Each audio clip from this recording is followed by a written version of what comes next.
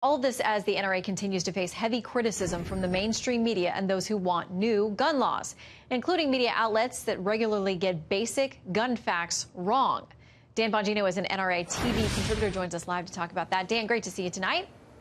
Good to be here. Thanks for having me. Okay, so let's talk first about a couple of things we heard from the president in his meeting today. I want to play this soundbite where he was talking about this issue of due process and taking away guns. Here's what he had to say.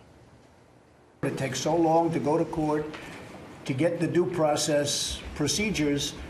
I like taking the guns early, like in this crazy man's case that just took place in Florida. He had a lot of firearms. They saw everything. To go to court would have taken a long time. So you could do exactly what you're saying, but take the guns first, go through due process second. I want to get your reaction to that, Dan.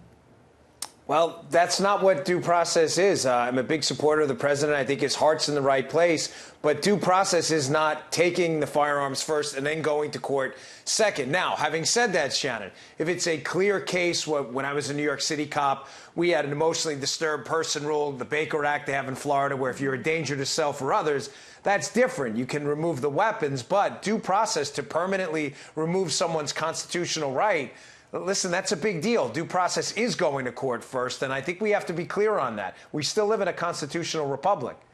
Yeah, and it's tough because when we're talking about this issue of mental illness, to have that adjudicated at any level is a very tricky situation. But again, I don't think anything that the president would propose, skipping the step of due process is going to have much luck on Capitol Hill. There may be some who would support something that's a little bit more aggressive, but at the same time, I can't imagine it getting enough votes in the House or the Senate to move forward if it's as plain as that.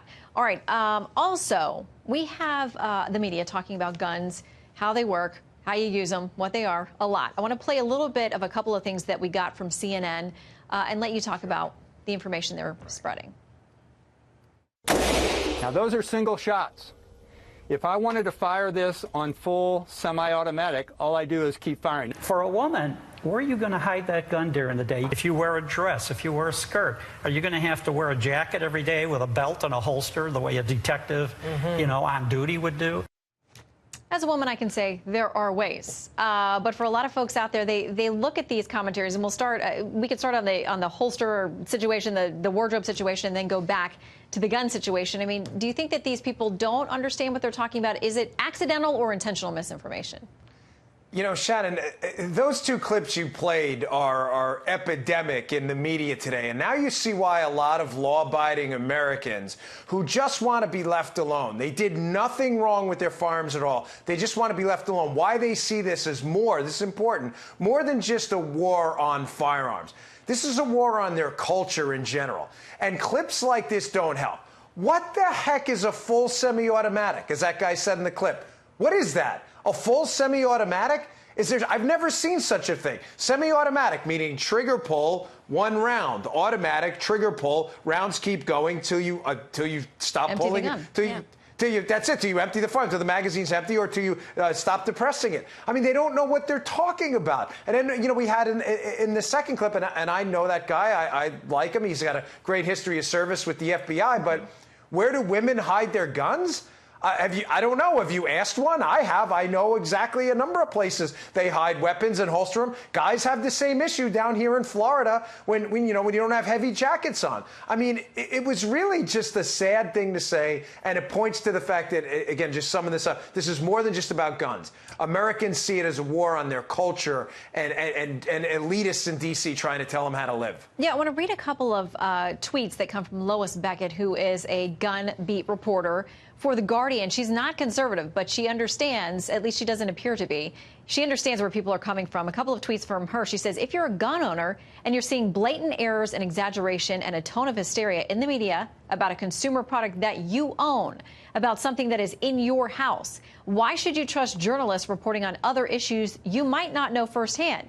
She says big news outlets often make basic technical mistakes in talking about guns and gun laws, and yet they don't correct them. They keep making the same mistakes, and that tells gun owners that they don't care about accuracy, that they're not interested in getting it right. Is that fair? You know, Shannon, we've been through a year of, fake news on other networks where they've literally overrode their own stories. Journalists have had a problem doing journalism.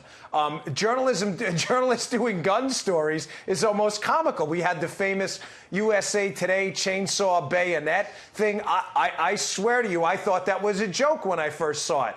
The USA Today said, these are accessories on AR-15s, chainsaw bayonet. What are you, trimming your hedges on the weekend with your AR-15? It was the dumbest thing I'd ever seen. But again, it shows this cultural divide. I think that reporter's absolutely right. If you're going to speak about guns, then try to learn something about them first, and don't say dumb things like full semi-automatic and talk about chainsaw bayonets. It's ridiculous. It makes you look absurd. Yeah, and these are very emotional, tough conversations right now to have, but it's about the facts. So if you're going to talk about this so that we can have a good debate back and forth, both sides can understand and talk to each other, it's important that we have factual information. Dan Bongino, good to see you. Yes, ma'am. Thanks for having me. All right.